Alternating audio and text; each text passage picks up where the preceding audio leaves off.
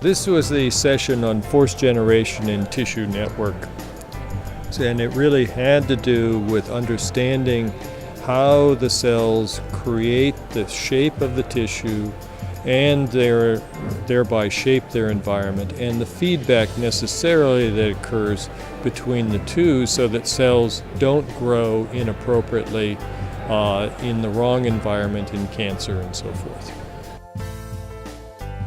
The major topics that were discussed today had to do with, one, the sensing of rigidity in the environment, which is critical for understanding cancer and normal human development.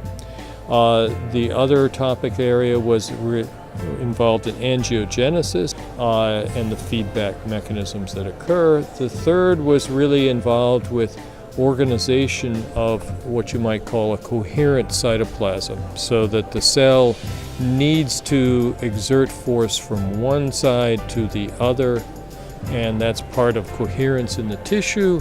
And really, how do you set up that actomyosin network to do that? And it's a dynamic process. And the final talk was trying to explain how these forces feedback with the various proteins to organize, in this case, a Drosophila wing. A really nice overview of how cells sense their environment, the rigidity of the substrates and how they respond to it. That's very important for how cells decide where to go, migrate and differentiate.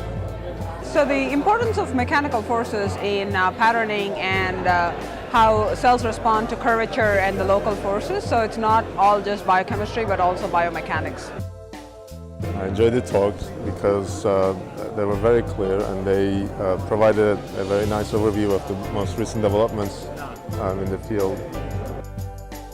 You hope that they walk out with a better understanding of really how rapidly the forces feed back into the biochemistry and how they're intimately part of the developmental processes at multiple levels from the molecular on up to the tissue.